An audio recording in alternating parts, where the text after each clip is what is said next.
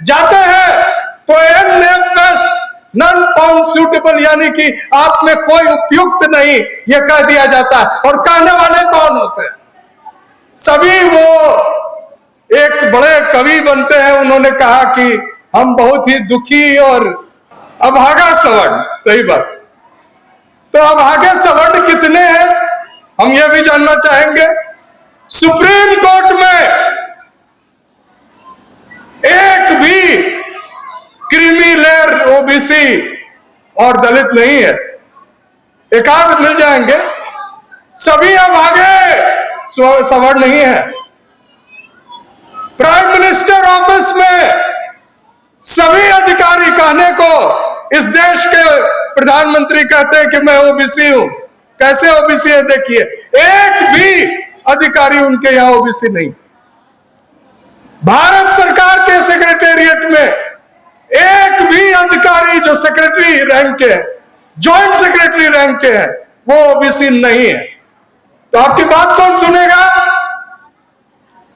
शिक्षा को कैसे आपसे दूर किया जा रहा है, अगर आप नहीं समझेंगे तो भीमराव अंबेडकर साहब ने जब कहा था कि शिक्षा, और खासतौर से अंग्रेजी शिक्षा, शेरनी का दूध होता है, जिससे आपके बच्चे ताकतवर बनेंगे, उससे आपको अलग किया जा रहा है। तो इस देश में तमाम दिक्कतें चल रही हैं, और मैं वी द पीपल के साथ साथ जो अन्य संगठन हैं और इस सोशल मीडिया के माध्यम से जो हमारी बात सुन रहे हैं, मैं उनसे अनुरोध करूंगा। हमें पता है कि यूजीसी का कानून एक भ्रमित करने वाला कानून है, कोई ठोस चीज नहीं है, लेकिन आवाज उठ रही है कि हमारे बच्चों के साथ आप दुर्व्यवहार नहीं कर सकते हैं, पायल तड़वी नहीं बना सकते हैं, रोहित वेमुला के उनकी जान और वो आत्महत्या नहीं करेंगे। और दिल्ली विश्वविद्यालय के आज हमारे साथी प्रोफेसर रतन लाल जी भी है, हिंदू कॉलेज में पढ़ाते हैं। एक ओबीसी प्रोफेसर परमानेंट नहीं किया गया, बेईमानी से उसको हटा दिया गया, उन्होंने सुसाइड किया। तो हमारे जो अभागे सवर्ण हैं बोलते हैं कि अरे क्या जरूरी है ओबीसी को यहां लाने की। हमारे एक वकील साहब अभी आए थे, उनकी जानकारी के लिए मैं बता दूं कि अंग्रेज जो थे 1871 से जनगणना कर रहे थे, जिसमें जाति को गिन रहे, उनके सारे रिकॉर्ड में है। 1871, 1881, 1891, 1901, 1911, 1921 और 1931 तक। और मंडल कमीशन ने उसी आधार पर बताया कि 3743 जातियां जो है वो इस देश के पिछड़े वर्ग हैं, उनकी किसी भी जगह कोई प्रतिनिधित्व नहीं है, ना उनके अफसर है, ना उनके प्रोफेसर है, ना उनके वाइस चांसलर है, और ना ही उनको ठेकेदारी मिलती है, और ना ही उनको किसी प्रकार का कोई लोन मिलता है सरकार से। आप देखते होंगे लोन लेकर 5000 करोड़ 1 लाख करोड़ भाग रहे हैं, एक भी उसमें बहुजन है क्या? एक भी? क्योंकि आपको 50 करोड़ से ऊपर अगर लोन मिल जाए, कितना भी बड़ा आपकी बड़ी सोच हो आपकी, नहीं मिलेगा। तो यह सरकार जो है बहुत ही अजीब स्थिति में चल रही है। भारत एक संप्रभुता संपन्न देश, सॉवरेन, हम अपने खुद मालिक हैं, लेकिन तेल लेने के लिए हम हाथ जोड़ के गए और हमने निवेदन किया अमेरिका से कि 1 महीने के लिए हमें तेल लेने दो रूस से।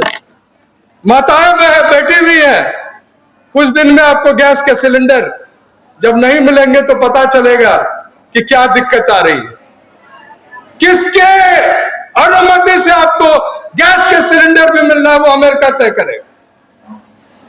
आप बोलेंगे कि ये क्या बोल रहे हैं प्रोफेसर साहब, ये तो, लेकिन खाना तो आप ही बनाती हैं घर पे, हमारे कई पुरुष साथी भी बनाते हैं, और आजकल तो गैस पर ही बनती है।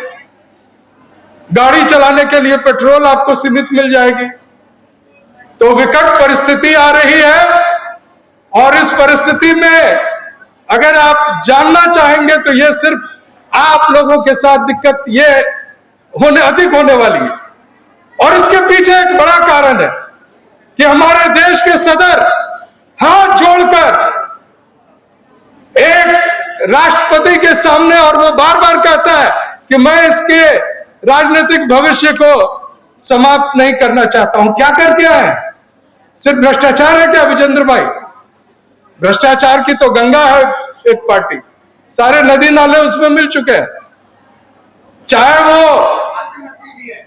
वॉशिंग मशीन भी है, और वो पीएम केयर बनाएंगे और पूछेंगे पैसा कहां गया, नहीं पूछ सकते हो।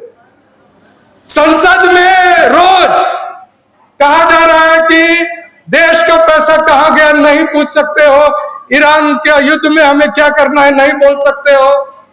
तो हम क्या पूछे, किससे पूछे? प्रजातंत्र में सबसे बड़ा हथियार आपके वोट का अधिकार, और आपके वोट के साथ खिलवाड़ किया जाता है। कभी मशीन आपकी वोट लेकर किसी और को दे देती है, और कभी एसआईआर से हमारे कई पिछड़े दलित आदिवासी के वोट काट दिए जाते हैं। और इस लड़ाई को हमारे नेता शायद ठीक से नहीं लड़ रहे। यूजीसी बिल पर पिछड़े के वोट लेने वाले यूपी के बड़ी पार्टी के बड़े नेता का एक शब्द नहीं आया। दरअसल किसी भी पार्टी का सही ढंग से कोई पक्ष नहीं है। हम यहां बोलते रहते हैं, हमारे साथी बोलते रहते हैं, आप लोग सुनते हैं, हमारे बच्चे सुन रहे हैं, हमारे साथी जो यहाँ है जाके बोलते हैं, लेकिन सरकार के काम पर जू नहीं रेंग रही है। और इसका सबसे बड़ा कारण है कि हमारे पास वोट के अधिकार में कमी आ गई।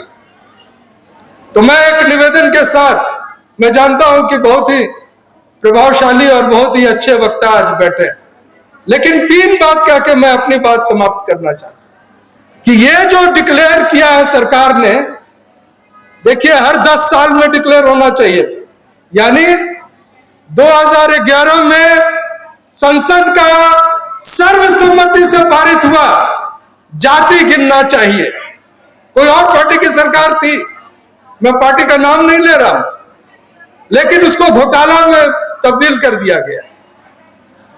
सेंसस कमिश्नर ने नहीं गिना, 5,000 करोड़ देकर जब कुछ एनजीओ से गिनवाया गया तो वो आंकड़े नहीं है। क्यों नहीं है? क्योंकि जिसको जो मन है जाति आप बोल देते हैं। बिहार में जो जाति सर्वे हुआ उसमें कोड दिया गया जिसमें यह बताना है आपको कि अगर इस जाति के हैं, अगर अन्य हैं तो बताइए। तो जातियों की संख्या सीमित रहती, तब आंकड़े पता चलता है। नहीं तो हमारे अभागे सवर्ण हर गोत्र को ही जाति बना देते, और इतनी अधिक जाति बन जाएगी कि उसका कोई मायने नहीं रह जाए। दूसरा बड़ी दिक्कत क्या है? दूसरी बड़ी दिक्कत ये डिजिटल हो रहा है, ऐप लेके आएगा। पहले क्या होता था, फॉर्म लेके आता था, आपसे पूछा जाता था, और आपके पूछने के बाद आपसे दस्तखत ली जाती थी और आपको एक कॉपी दिया जाता है। आप डिजिटल उसमें क्या बढ़ रहा है आपको क्या पता चलेगा?